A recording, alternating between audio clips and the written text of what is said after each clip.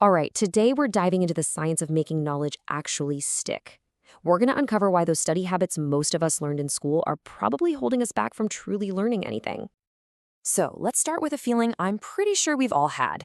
You've got a huge test tomorrow, right? The pressure's on, so you pull an all-nighter, probably fueled by way too much coffee, just forcing as much information into your brain as you possibly can. And you know what? It works. You pass the test, maybe you even crush it.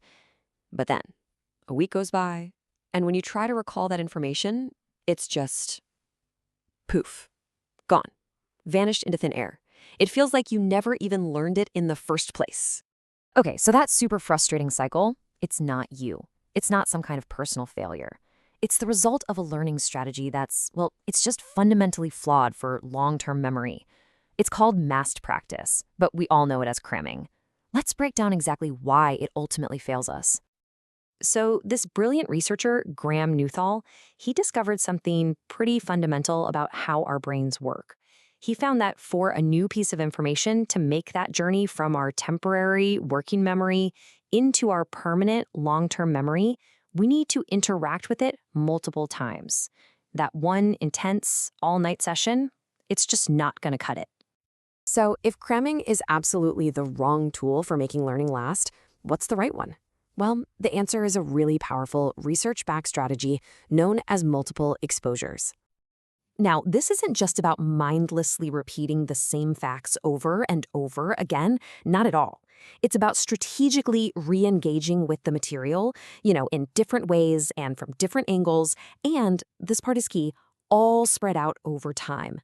The goal is to build a rich, deep, and connected understanding. This slide just nails the difference between smart learning and, just being busy. Smart practice is varied, it's purposeful, and it involves feedback. Dull repetition, on the other hand, is kind of like running on a hamster wheel. You're moving, sure, but you're not actually going anywhere, and you're probably just reinforcing the same old mistakes.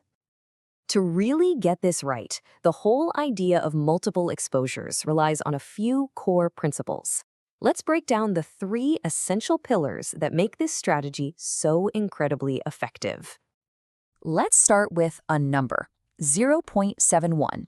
So what is that? According to a massive body of research compiled by Hattie, this is the effect size of spaced practice. Now, in education research, anything over 0.4 is considered to have a significant positive impact. So at 0.71, we're talking about a certified powerhouse of strategy. And this chart shows you exactly what that looks like. I mean, the gap between spaced practice and cramming isn't small, it is enormous. This is basically proof that how you learn can be even more important than what you learn.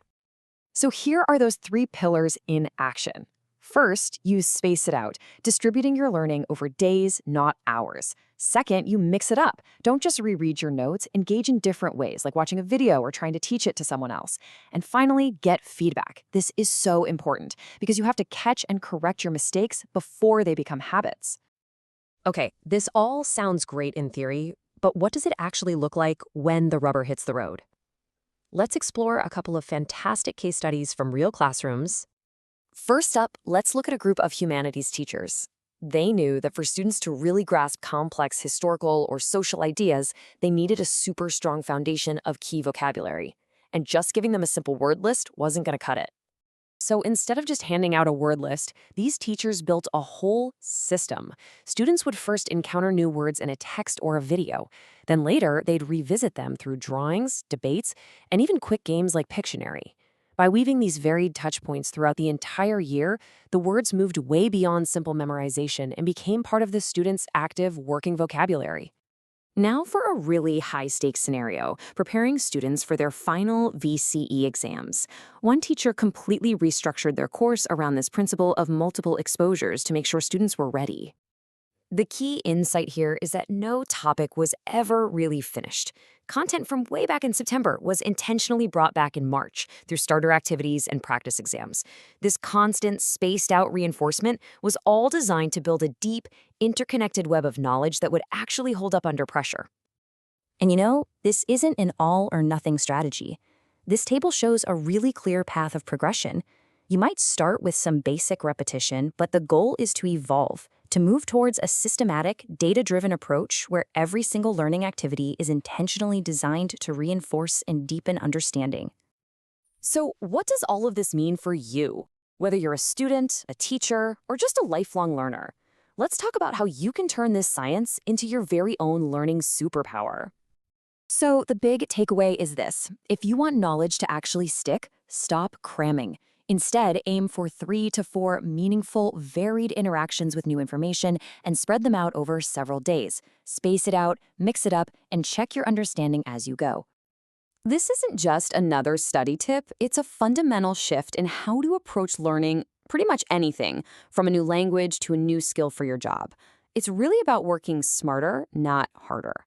So the real question is, how are you going to use this to change the way you learn?